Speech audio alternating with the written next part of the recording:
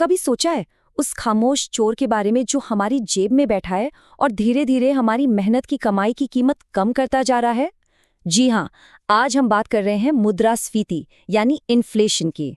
कभी ऐसा महसूस हुआ है कि जिस बिस्किट के पैकेट के लिए पहले जितने पैसे देते थे आज भी उतने ही दे रहे हैं, लेकिन पैकेट में बिस्किट कम हो गए हैं?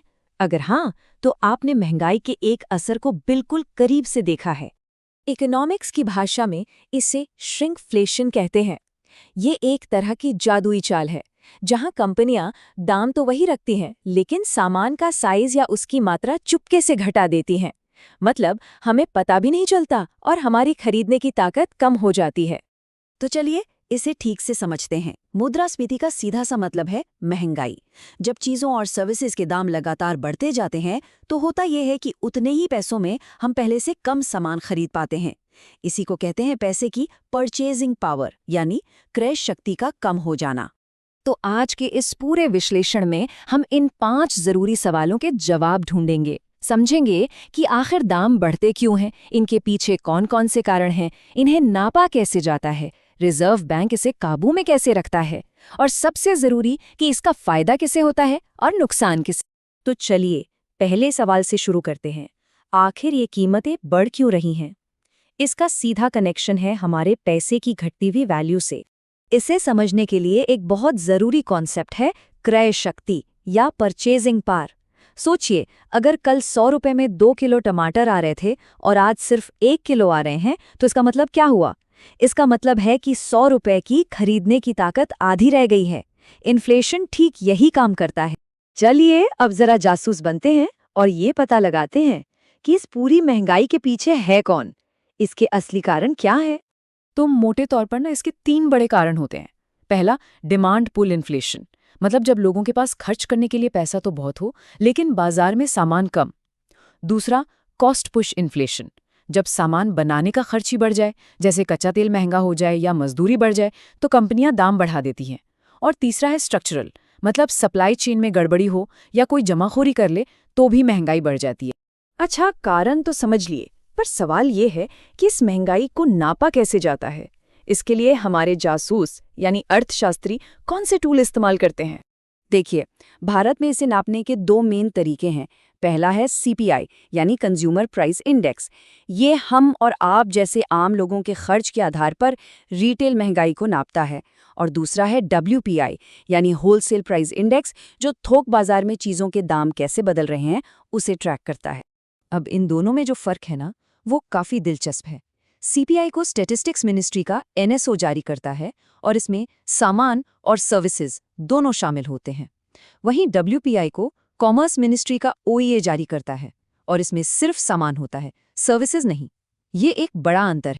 और ये जानना बहुत बहुत ज़रूरी है कि जब भी रिजर्व बैंक ऑफ इंडिया ब्याज दरें घटाने या बढ़ाने जैसा कोई बड़ा फैसला लेता है तो वो डब्ल्यूपीआई को नहीं देखता, वो देखता है सीपीआई को। क्यों?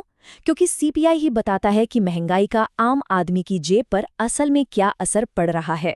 यहीं पर 2 और शब्द समझना जरूरी है, हेडलाइन और कोर इन्फ्लेशन। हेडलाइन इन्फ्लेशन में सब कुछ शामिल होता है, खाने पीने की चीजें, पेट्रोल, डीजल, सब कुछ। लेकिन इनकी कीमतें बहुत तेजी से ऊपर नीचे होती हैं। इसीलिए एक कोर इन्फ्लेशन भी निकाला जाता है, जिसमें से इन खाने पीने और फ्यूल वाली चीजों को हटा देते हैं ताकि इकोनॉमी में महंगाई का एक ज़्यादा स्टेबल ट्रेंड पता चल सके। तो इस महंगाई रूपी जानवर को काबू में कौन रखता है? यहीं पर एंट्री होती है हमारे सेंट्रल बैंक यानी भारतीय रिजर्व बैंक की। आरबीआई अपनी मॉनेटरी पॉलिसी के जरिए इकोनॉमी में पैसे के फ्लो को कंट्रोल करता है। तो चलिए देखते हैं कि उसका टारगेट क्या है। सरकार और आरबीआई ने मिलकर महंगाई के लिए एक टारगेट सेट किया है और वो टारगेट है ये जादुई नंबर 4%, जिसमें 2% ऊपर या 2% नीचे जाने की गुंजाइश है। तो इसका सीधा सा मतलब ये है कि आरबीआई की कोशिश रहती है कि महंगाई न तो 2% से नीचे गिरे और न ही 6% से ऊपर जाए। अगर महंगाई 6% के पार जाने लगती है तो आरबीआई रेपो रेट जैसी ब्याज दरें बढ़ा देता है। इससे लोन महंगे हो जाते हैं, लोग खर्च कम करते हैं और धीरे धीरे महंगाई पर लगाम लगती है, जैसा कि इस चार्ट में दिख रहा है। अभी की दर इसी लिमिट के अंदर। एक और बात, महंगाई को 2 से 6% के दायरे में रखने का ये जो पूरा सिस्टम है ना, ये फिलहाल मार्च 2026 तक के लिए लागू है। चलिए, अब आते हैं सबसे जरूरी सवाल पर। इस पूरी कहानी का असल दुनिया में आम लोगों पर, अलग-अलग ग्रुप्स पर क्या असर पड़ता है? मतलब इस महंगाई के खेल में जीतता कौन है और हारता कौन है? जरा एक सवाल पर सोचिए। मान लीजिए किसी ने बैंक से लोन लिया है। अब अगर देश में महंगाई तेजी से बढ़ती है तो उस कर्जदार को फायदा होगा या नुकसान? सोचिए। जवाब है, कर्जदार को फायदा होता है। थोड़ा अजीब लगा, पर यह सच है। क्यों?